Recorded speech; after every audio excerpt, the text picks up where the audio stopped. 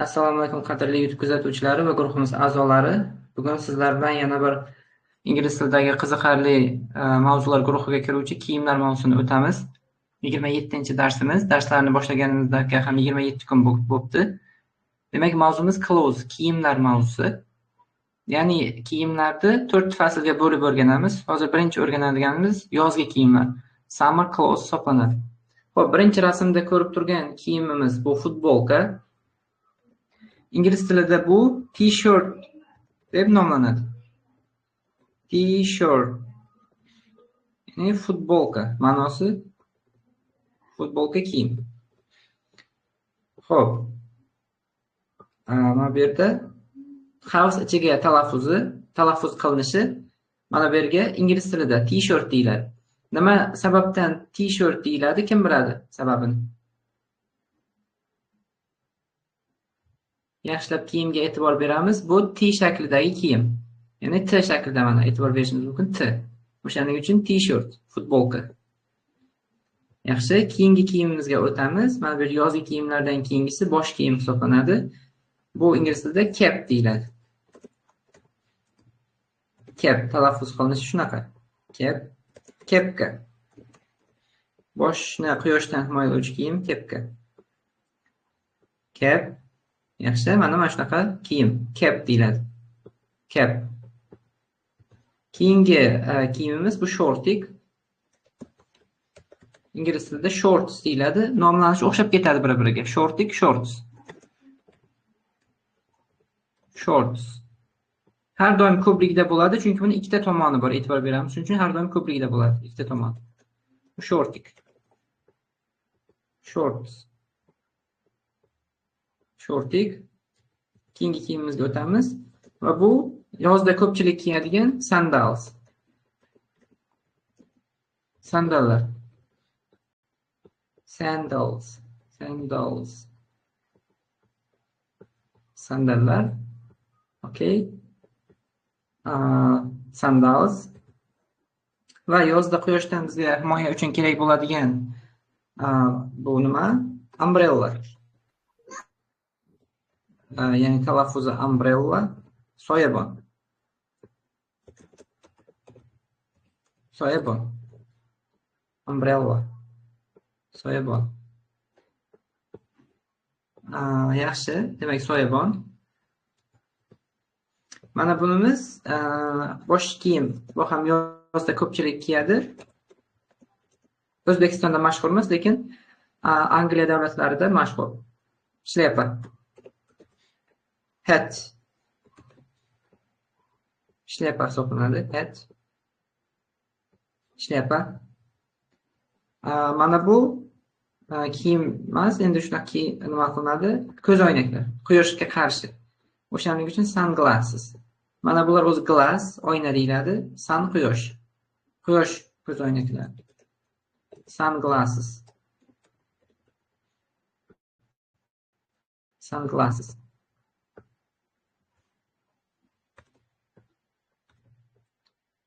Ya'ni quyosh ko'zoynaklari. Okay, davom etishimiz mumkin. Endi bu yozgi kiyimlardir. Kuzgi kiyimlarni ko'rib chiqamiz. Kuzda biroz havo salqin, hozirgi vaqtda havo salqinlashadi. Coat, ya'ni palto. Coat. Sal cho'ziqroq talaffuz qilamiz. Coat.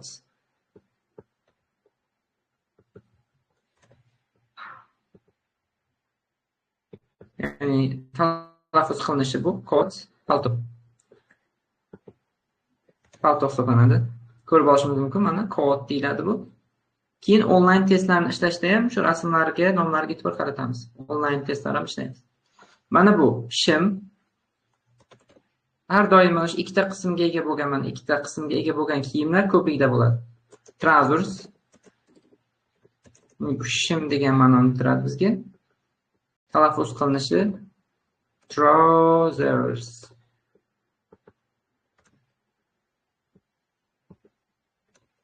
Shim. Trousers, shim. Keyin mana bu.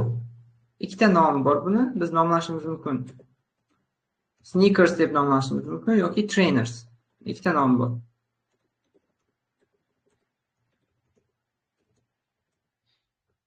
Trainers desak ham bo'ladi. Ya'ni krossovkalar. Sneakers, trainers. Mana shunaqa. Krossovkalar.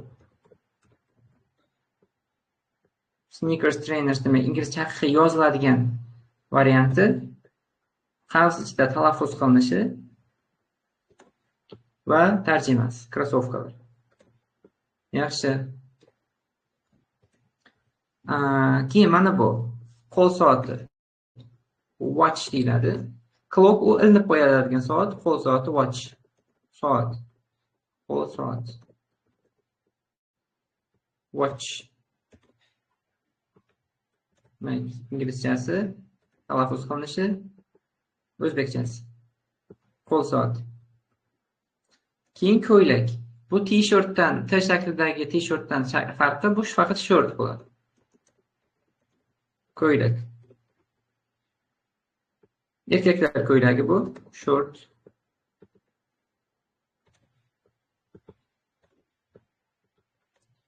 Ko'ylak. Xo'p, kamar, belt.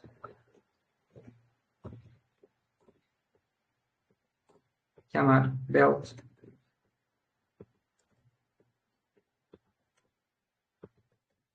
Kamar, belt.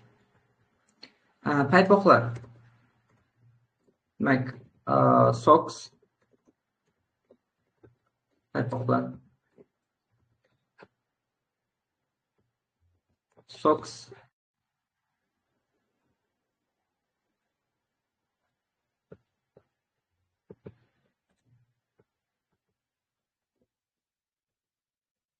Paypoqlar hisoblanadi. Mana ko'rishimiz mumkin. Socks deyiladi. Talaffuz qilinishi socks. Yozilishda mana shunaqa yoziladi. Socks. Keyingisi oyoq kiyimlar, mana shunaqa oyoq kiyimlar shoes deyiladi.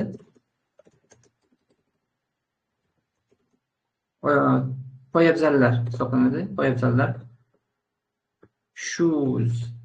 Sal shoes cho'zib o'qiladi. Shoes. Bu demak poyabzallar.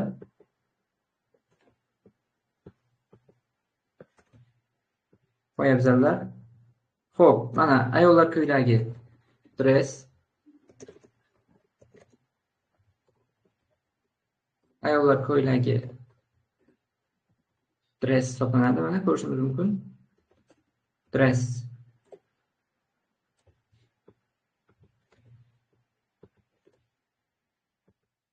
Ayollar ko'ylagi dress. Xo'p, winter clothes, qishki kiyimlardan. Mana ko'rishimiz mumkin. Qo'lqop. Asosan kiyib boshlanadi endi. Gloves hisoblanadi. Qo'lqoplar. Gloves. Ko'p qismdan iborat bo'lganligi uchun ham bu ko'pligida bo'ladi asosan. Mana ikkita qism bor. Buni ham gloves. Qo'lqoplar. Gloves qo'lqoplar. Keyingisi mana yana coat. Palto. Yana qishda ham kiyiladi. Coat. Palto.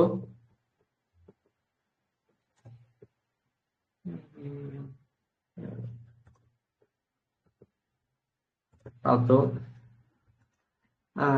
Keyin etiklar. Bizda boots. No. Etiklar. Boots.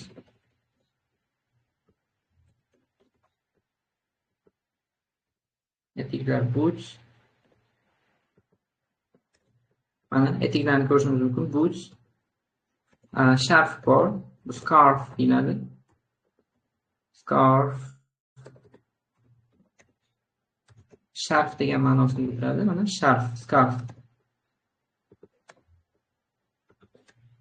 Sharf, scarf. Undan keyin sumka, bag. Sumka, bag. Sumka bag. Ko'rishimiz mumkin. Bag sumka. Keyin kuzgi kiyimlardan raincoat. Ko'p kuzgi kiyimlar bor, lekin bu boshqa fasllarga ham to'g'ri kelganligi uchun oldin yozib qo'yganligim uchun yozmadim. Raincoat, ya'ni yomg'ir paltosi. Yomg'ir uchun kurtka. Raincoat. Rain yomg'ir degani o'zi. O'shaning uchun mana kiyim raincoat. Okay, here raincoat.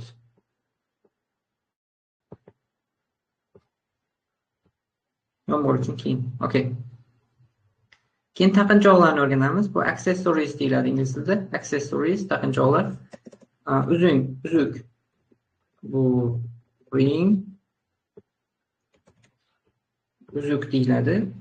Ring. Uzuk. Keyin sirg'alar. Earrings. Buni ham hozir nomlanish sababini tushuntirib beraman. Sirg'alar. Earrings sirg'alar.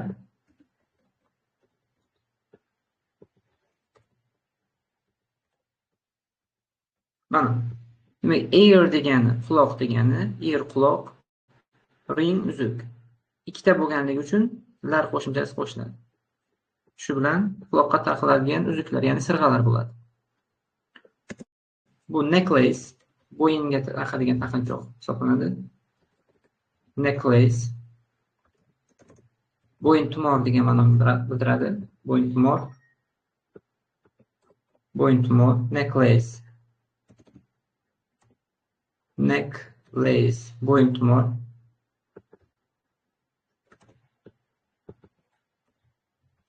Okay. Bo'yin tumor.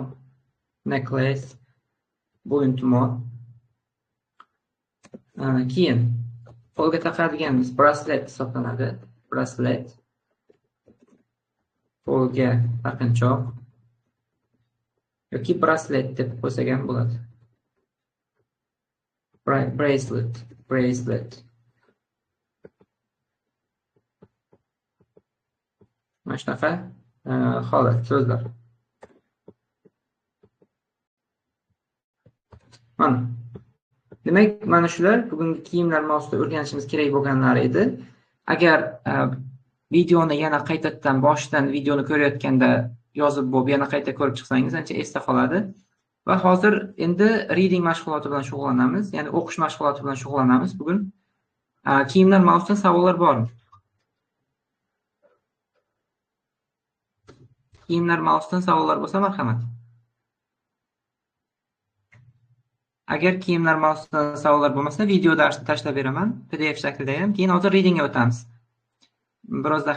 Bir daqiqada reading yana video ochaman.